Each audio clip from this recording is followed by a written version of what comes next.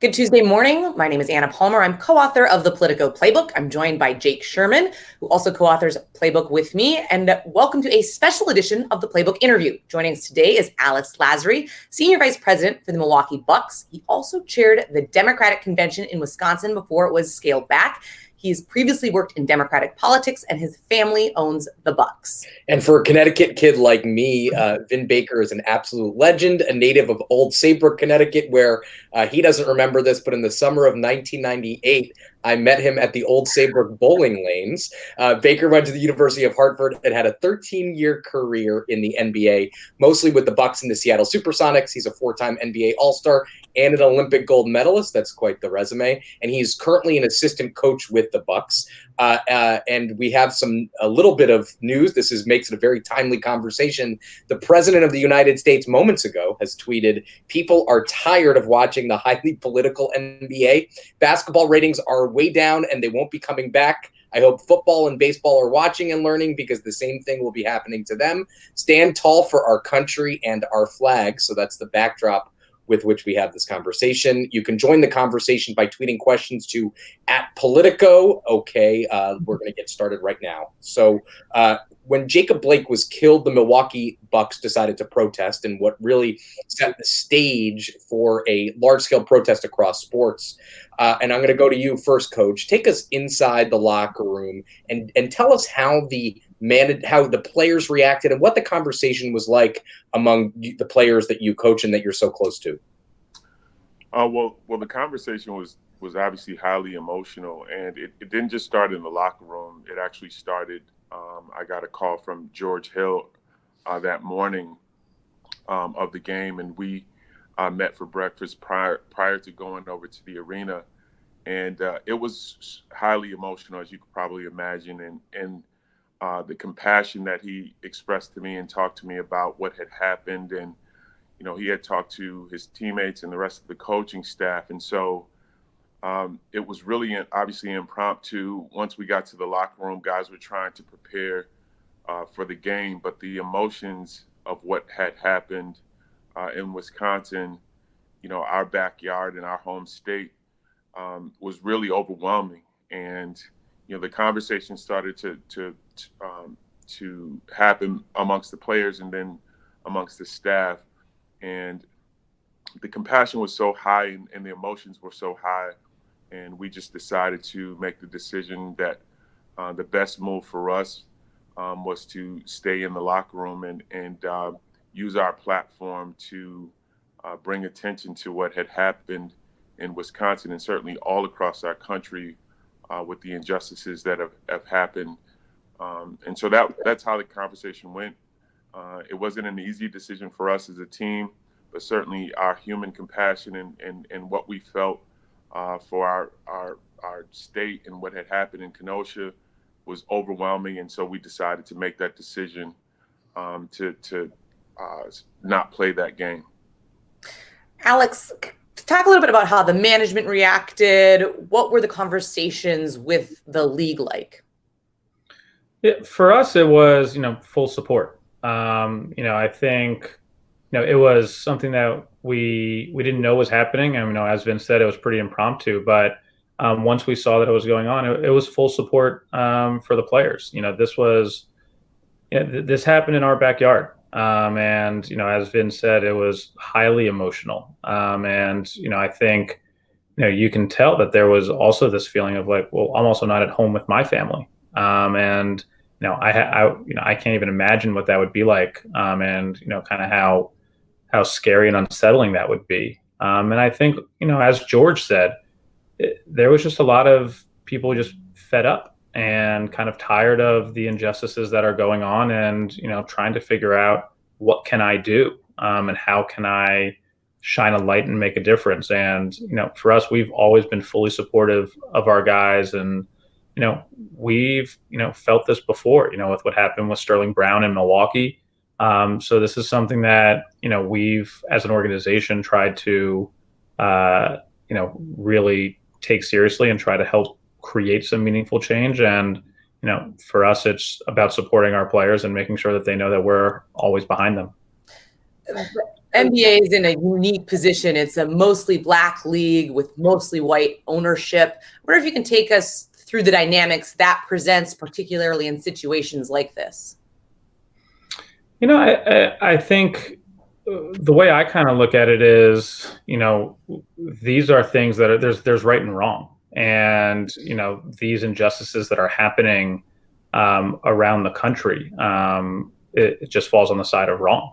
And you know, for us, as you know, as ownership, and you know, I think for the players, it's just about making sure that we're able to create, I think, meaningful change and help right some of these wrongs. And you know, I know that, you know, from my dad all the way on down through the organization, it's been nothing but support for how I think the league has handled this. And I think you've seen the NBA take steps that a lot of other leagues haven't, and putting Black Lives Matters on the court. And I think that's something that that it's hard to see from the bubble how impactful that is outside the bubble. You know, kind of normalizing and making mainstream Black Lives Matter, putting the sayings on the back of your jersey instead of your name, and then also at every press conference mentioning what's going on. You know, I don't think anyone realizes, and I think it's hard from in the bubble to see how impactful that is, and how big that is for and inspiring it is for, I think, people around the country. Coach, I want to ask you if you could help us understand a position that we couldn't even begin to understand, which is you've been in this position.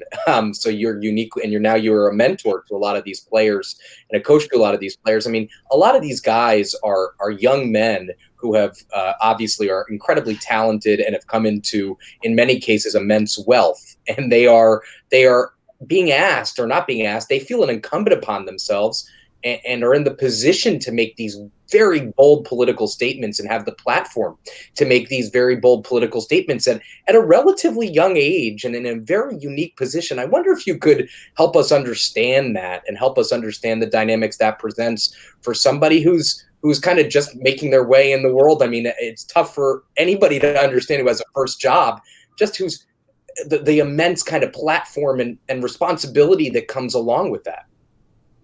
Well, I think, you know, sports and certainly our organization puts us in a unique situation. And we talked about the locker room to begin with. It puts us in a situation where we have all these guys working for one common goal from different backgrounds, diverse backgrounds. And so the level of what we do professionally and how successful we are at it comes with a level of not just talent, it comes with a level of care.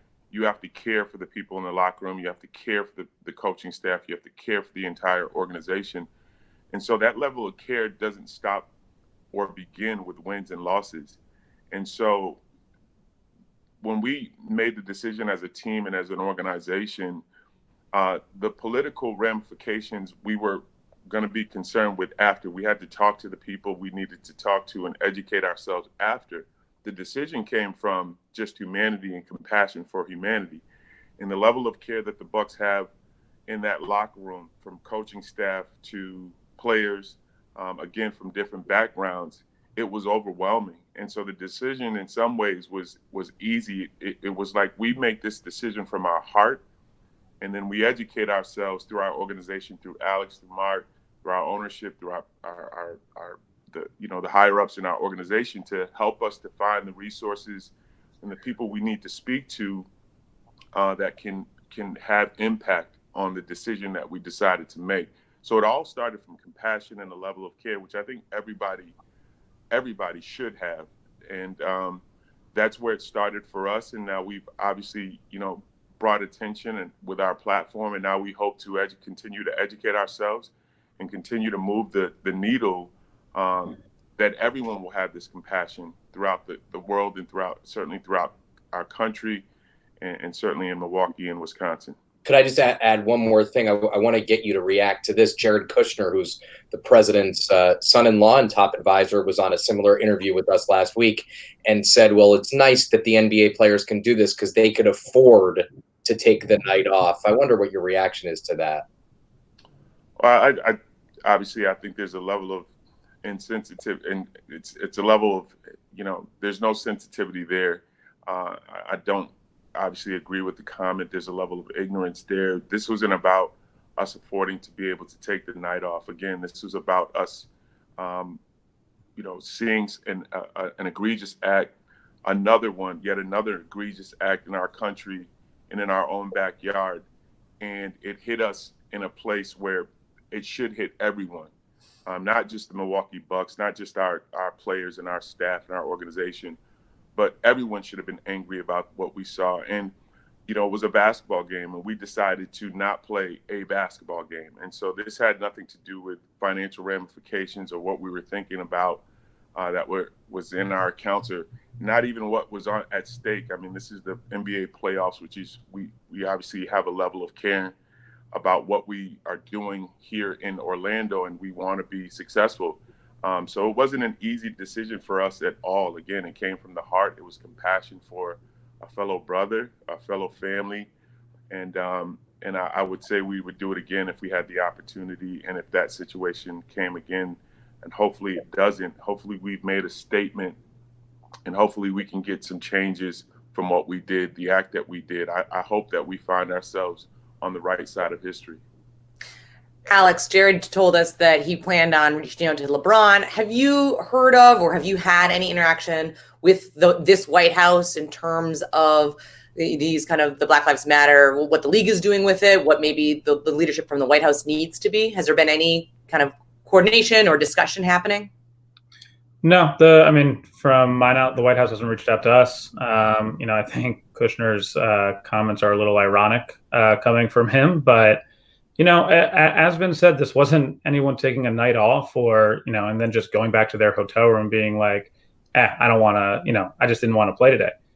This was a statement. And this was, this was an act to say, hey, enough is enough. And if you guys aren't going to take this seriously, then, we're going to have to do something to bring this to the forefront again and hopefully force people to act. And I think you saw that in calling out the Wisconsin legislature that hasn't done anything in 4 months. We're in the middle of a pandemic and a civil rights movement going on, and our legislature hasn't done anything for 4 months. And they gavel in yesterday and don't do anything. I think the session lasted 30 seconds. And so, I think that's what the team was trying to highlight and trying to show and say. And I think we can see how powerful it is because, the president decided to tweet about it, and, the White House is commenting on it. So clearly we got some people's attention. Coach, now I grew up watching you and your kind of generation in the NBA, and my sense, and you could tell me if I'm wrong, is that there was a lot less political activism in the NBA in the 90s and even through much of the 2000s. Michael Jordan, of course, famously did not get involved. It's been chronicled recently in a hotly contested Senate race in North Carolina, which he's now only recently talked about. I wonder if it's your sense as well that when you were a player, players were less likely to take stands, or is that not the right impression that I have? I don't necessarily think that was the issue with players in my generation. I know there were players who were active with social injustices. I think what has kind of livened the conversation and certainly the energy and the reaction is, in my generation, it wasn't being caught on camera. Yeah. And now most of these acts and a lot of these acts are being filmed. And so the emotions and the reactions are raw, and they're live, and they're quick. And so I don't want to, knock my generation for not being involved. I don't know about Michael and what he does and does not do, but I know when you watch someone die on camera, or you watch someone being beaten or shot on camera, the reactions are much different than what they would have been in my generation. And I commend our young players. It was a very brave act, and it just shows the level of character and compassion that these young men have. This will outlast what they did last week, will outlast their basketball career. And so that's the difference to me between my generation and now, is that these young men are actually seeing these egregious acts happening on camera. And it's not just them who should react. It should be the entire world and the entire country. It should hit the core of humanity, the core of your spirit, the core of your soul, to say this is wrong and I should do something about it. Fascinating. Alex, can you talk a little bit about, I mean, obviously this was a big moment and that's why we're talking about it today, but the NBA and the league and the team are doing more around this election, it seems to me, than maybe in past elections. I know there was some agreement about using facilities and different things to try to get out the vote. Can you talk a little bit about that? Yeah, I think, what everyone's kind of seen is voting is, is something we can't be taking for granted. And so, we've tried to make sure that our team is, 100% registered to vote. What we offered and partnered with More Than a Vote, LeBron James's organization, to get our arena used as a early vote facility. So we'll be an early vote facility in Wisconsin. And the league has committed, and all the owners have said, we'd like every arena to be a voting site, and if not, then used to help people register to vote or as some other way to be engaged. And I think what you're seeing is the league and the players trying to come together and and flex their voice and say like, hey, what's going on is just not okay. And I think what you're also going to see from them is then just realizing that just speaking out isn't enough. We have to do something. And, the best way to have your voice heard is through voting. And I think our guys are realizing that. And I think that's why that's become such a central tenet around the league. This might be an off-the-wall question. I'm going to ask both of you this, but I wonder if you guys have put any thought into what more. I mean, so there are these protests which have been extraordinarily powerful, and what the NBA has done with giving a voice to Black Lives Matter and allowing the arena to be adorned with those symbolisms. I wonder if there's any thoughts. I mean, LeBron is doing his vote organization. Is there any thought for a more robust political operation for athletes? I mean, these are obviously quite wealthy people, many of them, who have been active at times in politics, and I wonder if there's any thought that you guys hear, either Coach or Alex, if there's any thought that you guys hear of just trying to operationalize this a little bit more to allow athletes to have a political organization where their beliefs and their views can be channeled into action. Well, I'll just say from our end, the guys are sorting through all these conversations, and they're sorting through the opportunities and some of the things that will be made available to them, through our organization, through Alex, through the league. So, we're only probably a little bit less than a week of this happening. And so guys are educating themselves every single day. And in the process, playing here for a championship. So we're educating ourselves every day. The emotions are real. Guys are taking those raw emotions in that moment that they had a few days ago, and now they're educating themselves to see how and what is the best avenue to continue the statement. We don't want to stop by just boycotting a basketball game. This is an issue that's been in our country for hundreds of years. So it's going to take time. It's going to take more education. It's going to take our guys to get involved and to really put, 10 toes down and understand what we're talking about and what are the changes that we need. And we feel like we have the platform, we have the voices, and we certainly have the compassion to do it. And our organization is going to back us, and we'll be there moving forward. Yeah, and I don't know if it's necessarily a fully operational political organization. I think what you're going to see more so is issue advocacy. And I don't think it's necessarily, it's not something that we hope is partisan.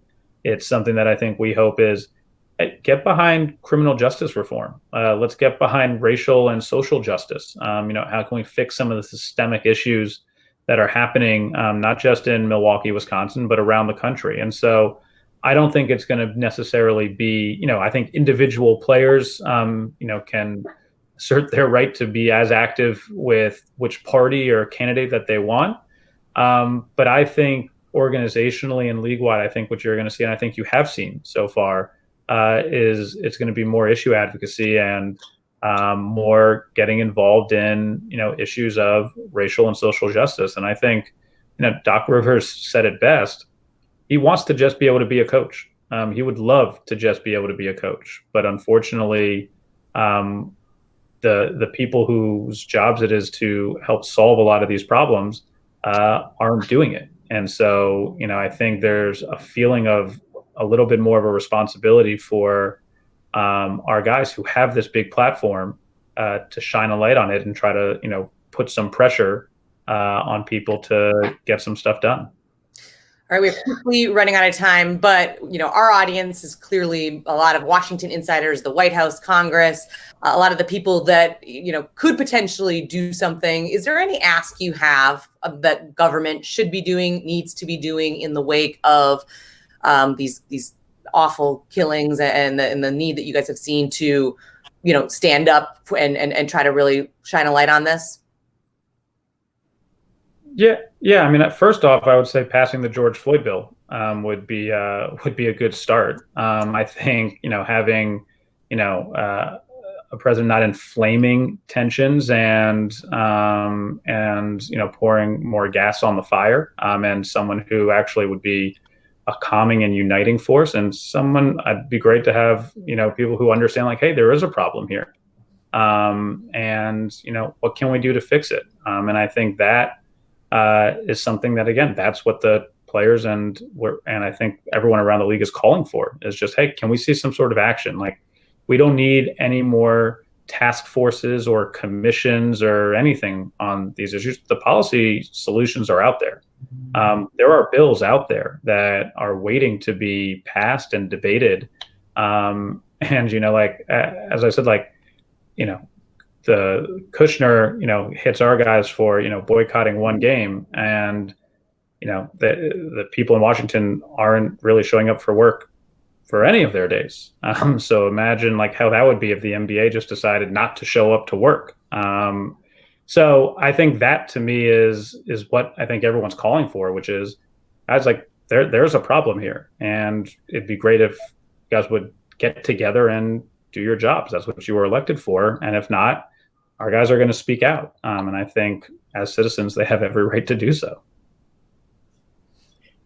I wonder one quick question about the election before we go. I mean, this is, I think, for both of you guys. Is there palpable excitement in the league about Joe Biden's candidacy?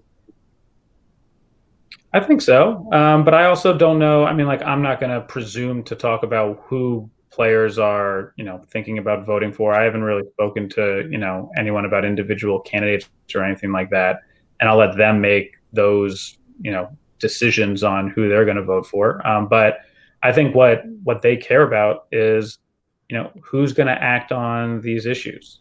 To me, it's pretty obvious. But I think, again, you're going to see them putting pressure on everyone to say, hey, if you plan on running for office and you want to be an elected official, whether it's in Wisconsin or nationwide, these are issues that are important and that you need to have as a priority if you want our support or anything of that nature. Coach, any parting thoughts for us? No, I first of all, thanks for having us on, and I just want to, on behalf of our staff and the players, we're just, we want people to have the same level of compassion that we demonstrated earlier in the week. I know the guys want that. We want change for our country. We want change for our youth. We want to represent the Blake family, the Taylor family, and we want justice for those families. But we want just people to have a level of compassion. And, it starts with compassion. It starts with educating ourselves, and then of course, it starts with voting as well. And so I implore everyone to educate themselves about the issues, all parties involved, and vote responsibly.